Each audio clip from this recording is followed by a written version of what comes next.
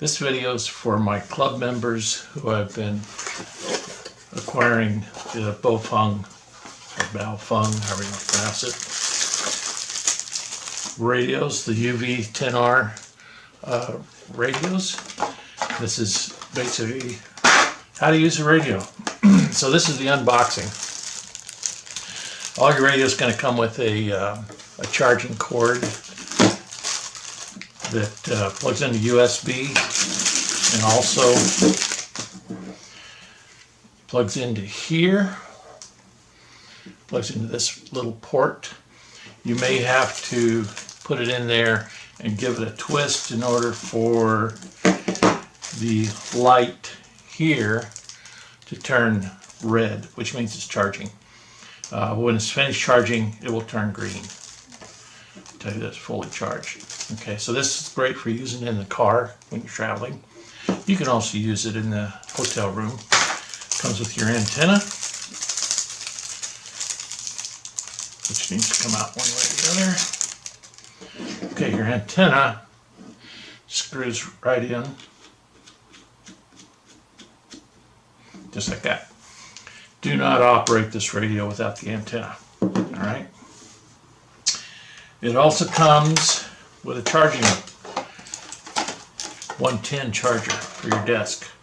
Okay. Naturally, this guy plugs into the wall. This guy plugs into the back of your charger, like so. And your radio is kind of a snug fit. It's got to fit down in the little grooves in order to make good contact.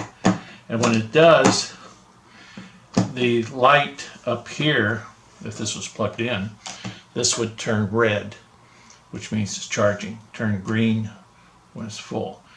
If you plug it in and if it doesn't, all you got to do, if it doesn't turn red, turn this on for a second, turn it right back off. It will turn from green to red and start charging for you. First thing that you want to do when you receive your radio, put a full charge on the radio, either by the desk charger or by the USB charger. Doesn't matter, but put a full charge on it. No telling how much juice they put in these things to begin with. This is a lanyard. There's a little clippy hole right here. Just thread this through, turn around, loop it, and you've got a wrist lanyard. The two screws here, if you want to use the belt clip, undo the screws. There's two holes here on the belt clip. It takes a little bit of finagling. Hold it down tight, put your screws back in, tighten it up, and then you've got your belt clip. Okay. This is how you take the battery off. There's a little clip right here. You need to push it towards the face and the battery will slide right off. Your information about the radio is right here. It says it's 10 watts, serial number, etc., etc. This the radios I've been buying for the club are 5800 milliampere amp hour batteries. They will last approximately 3 days, sometimes a little longer, depending on how much you want to gab on the radio. The radio is going to come out of the box on our club channel, which is 5.08, and the keyboard is going to be locked. Okay, right now it's turning green because it's actually receiving a signal on that channel.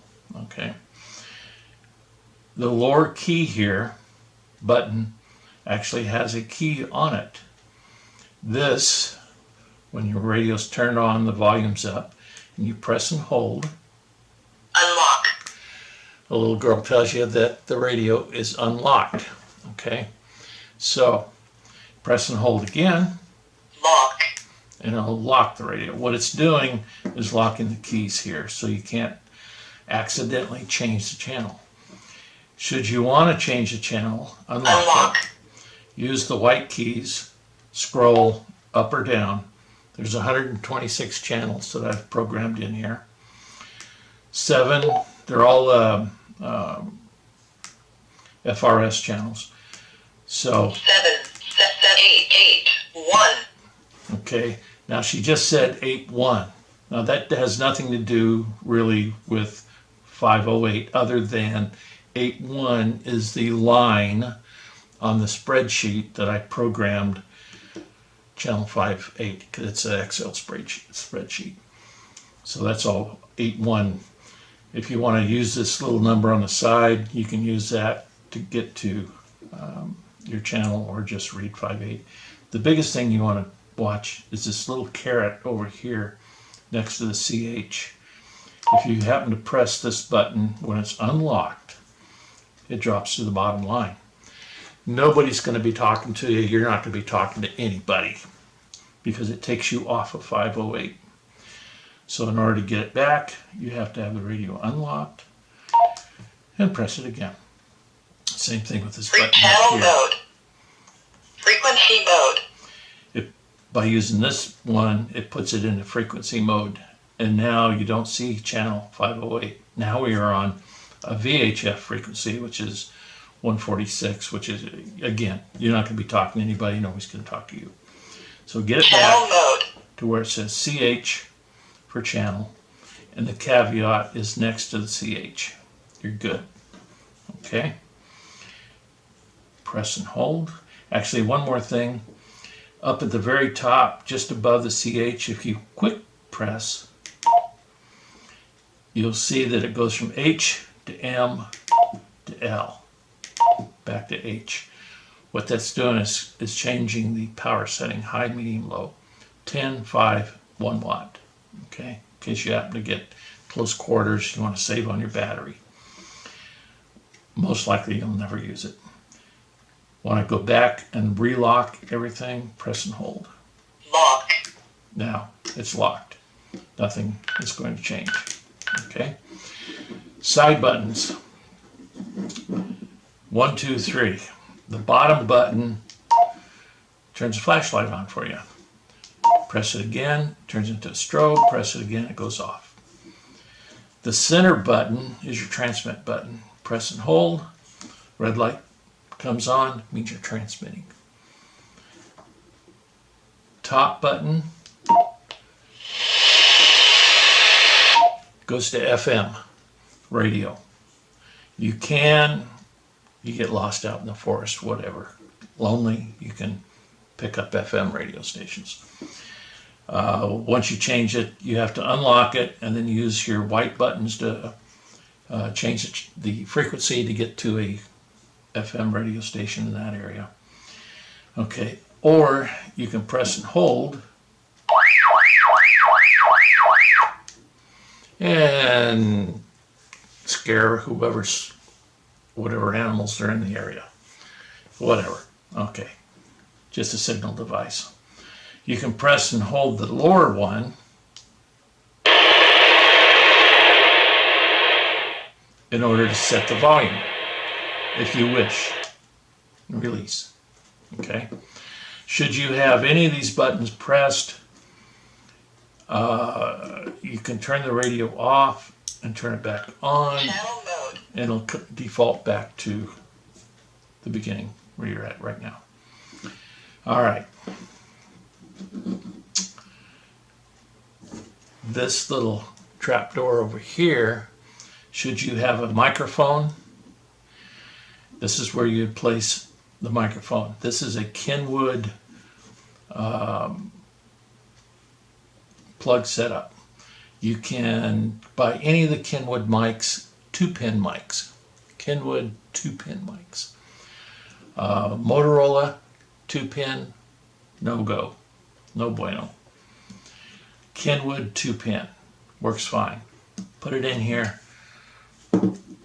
If you're going to use it a lot, it's best to undo the screw and just take this little flappy doodle off and put it in the glove box or something so you don't wear it out.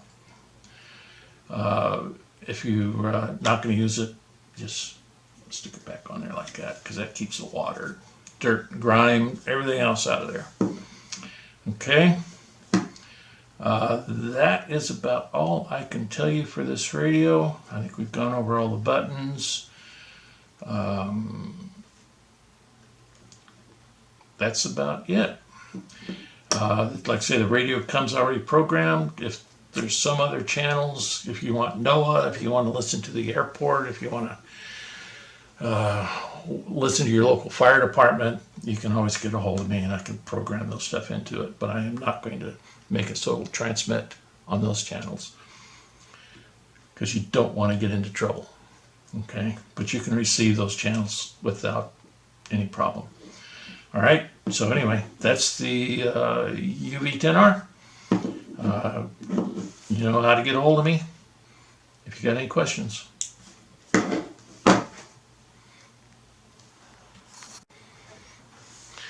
Okay, let's talk about antennas. If you have a coupe, C7, C8, those cars are made out of carbon fiber.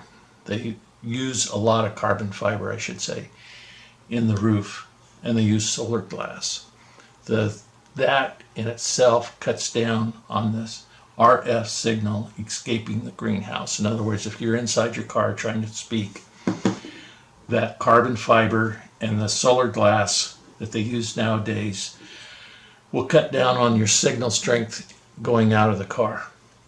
It's roughly 20 to 30%.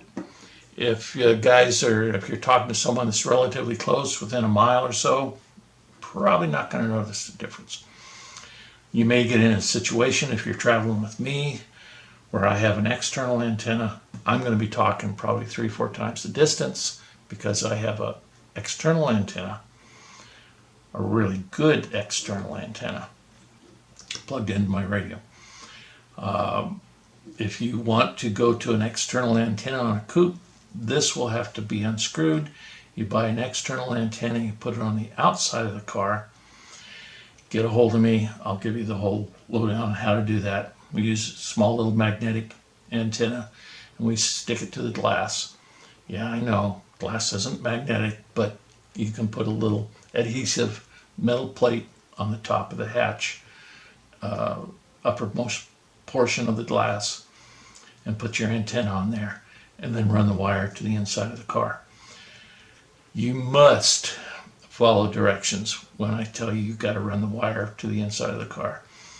Don't be just running the wire over the seal when you lift the hatch up, running across the seal and close your hatch. That's only going to last for about a day and a half, and it will cut your antenna in half. Okay, what we do is lift the seal, we notch a little bit and run the antenna underneath the seal. Then it'll last forever. Okay, so anyway, make sure you follow directions on that. Those that have rag tops, not so much an issue, because you got a canvas top. RF goes through canvas real easy. Not to worry. But the coupes, yeah, you're definitely going to lose some signal. Okay, like I say, the radio's still going to work. It's going to work a whole lot better than the ones you've been using. Way better than the ones you've been using. But it will not be doing 100% of its duty. So anyway, that's the name of that game.